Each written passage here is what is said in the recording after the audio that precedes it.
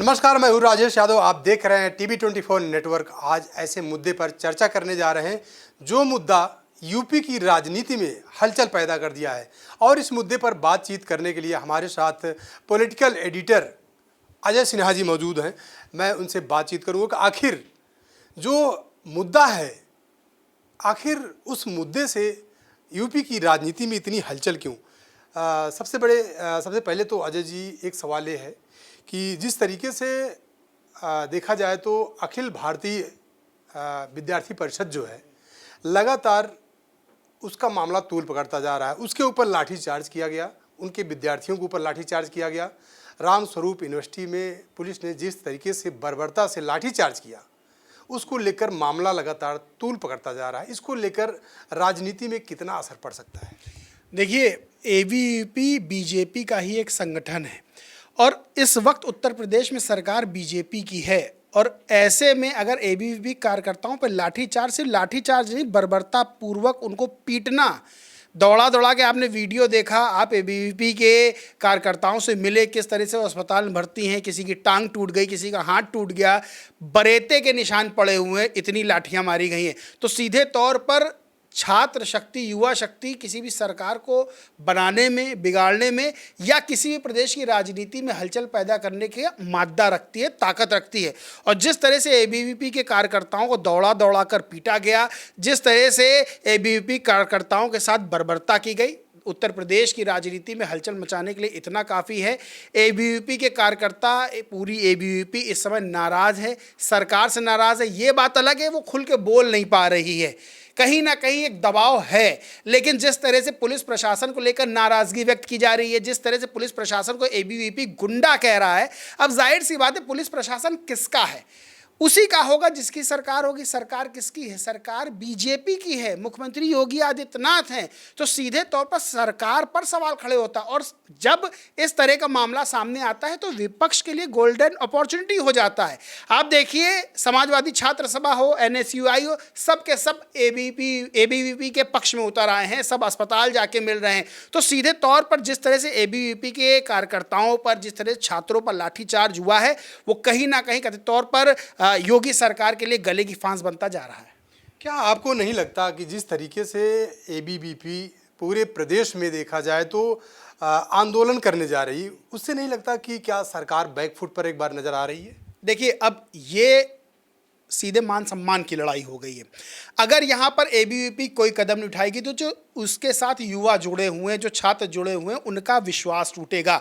जब किसी संगठन के साथ युवा जुड़ता है, किसी संगठन के साथ छात्र जुड़ता है, तो ये सोच जुड़ता है कि अगर हमें कोई तकलीफ होती है, अगर हमें एक लाठी, क्या अगर कोई मुझसे किसी भी तरह से गलत व्यवहार करता है तो मेरा संगठन मेरे साथ खड़ा होगा। ऐसे में अगर एबीवीपी बैकफुट पर आएगी तो सीधे तौर पर कहीं ना कहीं जो विश्वास है वो डगमगाएगा। और एबीवीपी ये बात जानती है, वो संगठन ये बात जानता है कि हमको इस वक्त छात्रों के साथ खड़े रहना है।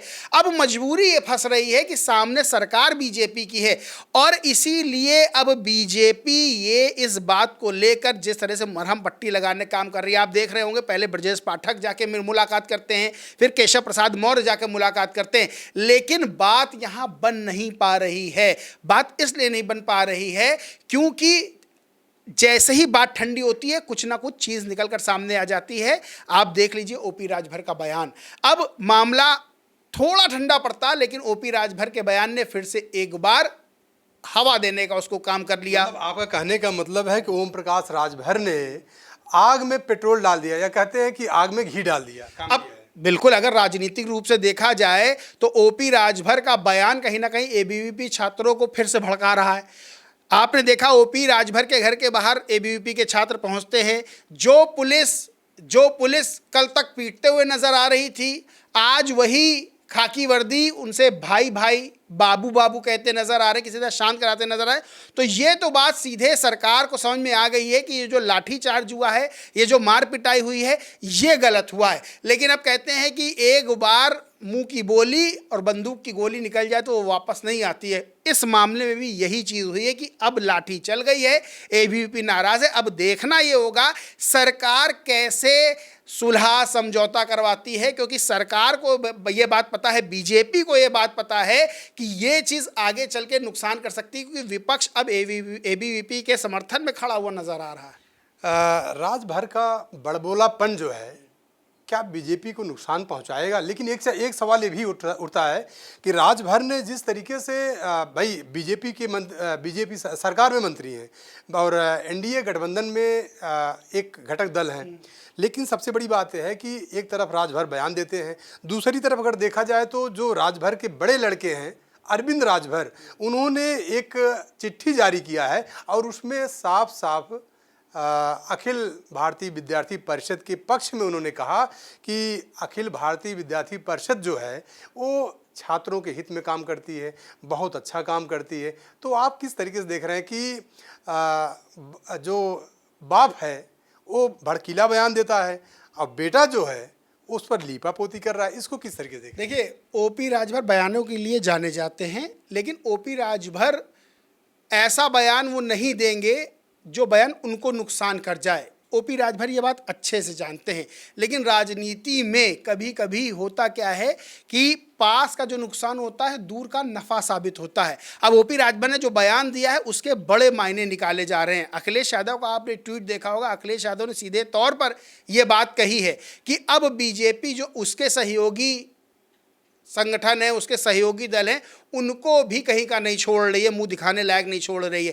देखिए, उत्तर प्रदेश में 2027 में चुनाव है, गुड़ागणित अभी से बैठाई जा रही, आगे क्या होता है वो तस्वीरें क्लियर हो जाएंगी, लेकिन अभी का दिया एक एक बयान 2027 के लिए बड़ा महत्वपूर्ण है। और जिस तरह से एबीवीपी के लिए बयान दिया ओपी राजभर ने, एबीवीपी ने प्रदर्शन किया, उसके बाद अरुण राजभर भी सामने आते हैं, अरविंद राजभर भी लेटर जारी करते हैं, तो सीधे तौर पर यह बात है कि एबीवीपी की नाराजगी कहीं ना कहीं जो नाराजगी उसको उत्तर प्रदेश की राजनीति में पूरी तरह से भुनाने की कोशिश की जा रही है। और इसमें जो नुकसान देखा जा रहा है वो पूरी तरह से बीजेपी का देखा जा रहा है। इसीलिए दो उप मुख्यमंत्री अस्पताल जाकर मुलाकात करते हैं। आपको याद होगा कि लगातार संगठन वर्सेस सरकार की उत्तर प्रदेश में बात चलती है। बीजेपी के नेता बार बार कहते हैं ऐसा कुछ नहीं है, लेकिन रह रह के चीजें सामने आती। एक बार फिर से संगठन वर्सेस सरकार, इस बार बीजेपी का संगठन नहीं, इस बार एबीवीपी का संगठन वर्सेस सरकार नजर आ रहा है। अब देखना होगा कि क्या मुख्यमंत्री की जो पुलिस है वो पीटती है एबीवीपी के छात्रों को, और जो उप मुख्यमंत्री की संवेदनशीलता है, उप मुख्यमंत्री का जो मरहम पट्टी है वो एबीवीपी के जख्मों को सही कर पाती है। ये बड़ी देखने वाली बात होगी। और एक बार फिर से उत्तर प्रदेश में सरकार वर्सेस संगठन की जो तस्वीर है वो निकलकर सामने आई है। एबीवीपी जो है उस एक देखा जाए तो बीजेपी का एक हिस्सा है, एक संगठन है, लेकिन सबसे बड़ी बात ये भी खड़ी होती है कि जिस तरीके से योगी सरकार का लगातार माफियाओं पर बुलडोजर चलता है, लेकिन शिक्षा माफिया जो हैं, शिक्षा माफिया लगातार इस तरीके की काम लगातार वो कर रहे हैं। वो चाहे कोई विश्वविद्यालय हो, चाहे महाविद्यालय हो, चाहे कोई यूनिवर्सिटी हो, उसी तरीके से देखा जाए तो जो रामस्वरूप यूनिवर्सिटी है वो लगातार फर्जी तरीके से एलएलबी का पाठ्यक्रम चला रही थी, जिसके लिए छात्रों ने वहाँ पे प्रदर्शन किया शांति तरीके से। उसके बाद उनको लाठी खानी पड़ी। और वही रामस्वरूप यूनिवर्सिटी जो है लगभग 6 बीघे ज़मीन जो नजूल की ज़मीन है उसको भी हड़प कर रखी है। तो आखिर क्या लगता है, क्या योगी सरकार का बुलडोज़र रामस्वरूप यूनिवर्सिटी पे जिस तरीके से 6 बीघे की ज़मीन, सरकारी ज़मीन कब्जा की है, उस पर चलेगा? पहला सवाल। दूसरा सवाल, क्या जो उसके कुलपति हैं, उसके जो सचिव हैं, क्या उन पे कार्रवाई होगी, करेगी योगी सरकार? देखिए, जब से इस मामला सामने आया तब से मामला अब ढका छुपा नहीं है, हाईलाइट हो गया है। खुद मुख्यमंत्री योगी आदित्यनाथ ने संज्ञान लिया है। संज्ञान का ही असर था कि जो अधिकारी लाठी चलाने में शामिल थे, जिनकी सरपरस्ती में ये सब हुआ है, उन पर कार्रवाई की गई है और योगी आदित्यनाथ खुद इस चीज़ की मॉनिटरिंग कर रहे हैं। अब रही बात जो श्री राम स्वरूप यूनिवर्सिटी की, देखिए जाँच का विषय है कि एलएलबी का जो पाठ्यक्रम था वो उनके पास उसकी मान्यता थी कि नहीं थी, उन्होंने फीस बढ़ाई तो क्या नियम कानून के तहत बढ़ाई या नियम कानून से हट के बढ़ाई, वो जो ज़मीन है उनकी वो नजूल की है किसकी, ये सब जांच का विषय है।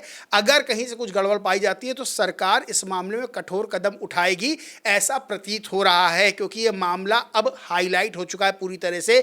इस मामले में देखिए, कोई भी राजनीति का मामला होता है जिसमें विपक्ष शामिल हो जाता है, तब वो मामला ढकाया छुपाया नहीं जा सकता। सबसे बड़ी बात है कि सरकार क्या कार्रवाई करती है वो बात अलग है। इस वक्त सरकार का जो सबसे पहली प्राथमिकता मुझे राजनीतिक तौर पर नजर आ रही है, जो सरकार कोशिश कर रही है, इस मामले को जल्दी से जल्दी खत्म किया जाए, एबीवीपी की नाराजगी को दूर किया जाए, क्योंकि विपक्ष लगातार एबीवीपी के साथ नजर आ रहा है। और जिस तरह से एबीवीपी के आपने तो प्रेस कॉन्फ्रेंस भी अभी कवर की है, प्रदर्शन भी उनका कवर किया, जिस तरह से लड़कों की नाराजगी है, युवाओं की नाराजगी है, और जिस तरह से वो बड़े आहत नजर आ रहे, ये कहीं ना कहीं बीजेपी के लिए 2027 में और उससे पहले पंचायत चुनाव में नुकसान खड़ा कर सकता है। क्योंकि आपने देखा होगा, चाहे वो सरकारी विश्वविद्यालय हो, चाहे प्राइवेट विश्वविद्यालय हो, चाहे वो स्कूल्स हों, कॉलेजेस हों, वहाँ गांव के बच्चे, गांव के युवा बहुत बड़ी संख्या में पढ़ते हैं। और पंचायत चुनाव में अगर नाराज़गी रही तो एक एक युवा नुकसान पहुंचा सकता है बीजेपी को। ये बात बहुत अच्छे से उत्तर प्रदेश सरकार और बीजेपी समझ रही है। अजय जी, आखिरी सवाल है आपसे कि जिस तरीके से एबीवीपी के जो छात्र हैं, जो उसके नेता हैं, उन लोगों ने साफ साफ आज प्रेस कॉन्फ्रेंस में कहा कि जो पार्टियां, विपक्षी पार्टियां जो हमारे साथ हैं ऐसे मौके पर, मैं उनका स्वागत करता हूं। पहली चीज़ तो। दूसरी चीज़ ये है कि क्या एबीवीपी जिस तरीके से सरकार से नाराज़ है, जिस तरीके से नाराज़गी है, क्या लगता है कि आने वाले चुनाव में विपक्षी पार्टियां इसका फ़ायदा उठा पाएंगी? नहीं, विपक्ष को तो देखिए, विपक्ष के लिए गोल्डन अपॉर्चुनिटी है। अगर उत्तर प्रदेश में सरकार के खिलाफ कोई संगठन इतनी मजबूती के साथ खड़ा हो रहा है, वो भी वो जो उसी सत्ता में बैठी हुई पार्टी का सहयोगी हो, साथी हो, वो खड़ा हो रहा है, तो विपक्ष के लिए इससे बड़ी चीज़ कोई नहीं हो सकती है। और विपक्ष ये बात जानता है कि युवाओं की जो नाराज़गी है वो बीजेपी को भारी पड़ सकती है, और इसीलिए लगातार जैसे ही घायल छात्र अस्पताल में भर्ती होते, सबसे पहले समाजवादी छात्र सभा के जो नेता हैं, जो कार्यकर्ता हैं, वो जाके वहाँ मुलाकात करते हैं, बाकायदा सड़क पे उसके प्रदर्शन करते हैं। आपने देखा होगा समाजवादी पार्टी के एक नेता को जो है किस तरह से पुलिस दरोगा जो है गोद में उठा के लिए जा रहा है। तो सीधे तौर पर यह बात समाजवादी पार्टी, जो कि उत्तर प्रदेश की दूसरी सबसे बड़ी पार्टी है, वो ये बात अच्छे से समझती है कि इस चीज़ को कैसे भुनाया जा सकता है। और एबीवीपी की नाराज़गी सीधे तौर पर बीजेपी के लिए एक बड़ा सरदर्द है, एक बड़ी टेंशन है, योगी सरकार के लिए बड़ी टेंशन है, क्योंकि एबीवीपी युवाओं का संगठन है, और युवा जिस तरफ जाते हैं वो लहर उधर ही मोड़ देते हैं। युवाओं में ताकत होती है, और ये बात आज़ादी से लेकर अब तक कई मौक़ों पर युवा साबित कर चुके हैं। और जिस तरह से नाराज़गी चाहे बीजेपी के लेकर हो, चाहे वो ओपी राजभर के बयान को लेकर ओपी राजभर के खिलाफ हो, सीधे तौर पर ये देखने को मिल रहा है कि एबीवीपी के जो नेता हैं, जो कार्यकर्ता हैं, वो अभी शांत बैठने वाले नहीं हैं। और शांत इसी तरह हो सकते हैं कि या तो खुद सरकार बुलाए उनको अपने पास, बातचीत करे, समझाए, क्योंकि ऐसा तो नहीं कि अंदर खाने बात नहीं हो रही होगी, अंदर खाने समझाया नहीं जा रहा होगा। इतना 3 दिन हो गए इस मामले को, इतना समझाने के बाद भी अगर एबीवीपी प्रेस कॉन्फ्रेंस करती है तो इसका मतलब वहाँ के जो पदाधिकारी। अजय जी, एक सवाल ये भी है, एक सवाल ये भी आ गया कि एबीवीपी सरकार को, बीजेपी सरकार को 48 घंटे का अल्टीमेटम दी है कि 48 घंटे में अगर हमारी मांगें नहीं मानी गई और जो उस पर जो उनके खिलाफ कार्रवाइयाँ की गई हैं, जिस तरीके से लाठीचार्ज किया गया है, अगर कार्रवाई नहीं की गई तो पूरे प्रदेश में एक बड़ा आंदोलन खड़ा करेंगे। हाँ, तो वो अपनी ताकत दिखा रहे हैं, वो दिखा रहे हैं कि हमारे ऊपर लाठी चला, गलत किया, अब हम अपनी ताकत दिखाएंगे, और सरकार इस बात को समझ रही है। मैं वही कह रहा हूँ कि 3 दिन मामले को हो गए, अगर उसके बाद भी प्रेस कॉन्फ्रेंस की जाती है, उसके बाद भी अल्टीमेटम दिया जाता है कि हमारी मांग पूरी नहीं हुई तो प्रदेश भर में आंदोलन होगा, इसका मतलब सीधा सीधा आप भी समझते हैं कि मामला बन नहीं पा रहा है। बात हो रही है, अंदर खाने मीटिंग हो रही है, फ़ोन करके बुलाया जा रहा है, फ़ोन पर बात की जा रही है, लेकिन माना नहीं जा रही है, बात मानी नहीं जा रही है। और यही नाराज़गी है कि अल्टीमेटम दिया जा रहा है, वरना तो 2 मुख्यमंत्रियों का पहुंच जाना और उसके बाद एबीवीपी की प्रेस कॉन्फ्रेंस होना, उसके बाद अल्टीमेटम देना, यानी सोच लीजिए, या तो एबीवीपी मानने को तैयार नहीं है या फिर ये कोशिश की जा रही है कि वो ना माने। अब आप समझ रहे हैं जो मैं कह रहा हूँ, संगठन वर्सेस सरकार, सरकार में वर्सेस चल रहा है, लखनऊ से दिल्ली तक दौड़ भी पहले हो चुकी है। तो क्या उसी की परिणति ये सब देखने को मिल रही है? बहुत सारे सवाल खड़े होते हैं। बिल्कुल अजय जी, आपका बहुत बहुत धन्यवाद। बिल्कुल बात सही है कि आखिर जिस तरीके से अखिल भारतीय विद्यार्थी परिषद जिस तरीके से लगातार अपनी बातों को रख रही है, लेकिन सबसे बड़ी बात है कि संगठन और सरकार में बातें नहीं बन पा रही, लेकिन उन्हीं के बीच में विपक्षी पार्टियां जो हैं वो भी अपनी रोटी सेकने में लगी हुई हैं, क्योंकि 2027 का विधानसभा का चुनाव है। कैमरा पर्सन नफीस साथ राजेश यादव, टीवी 24 नेटवर्क, लखनऊ।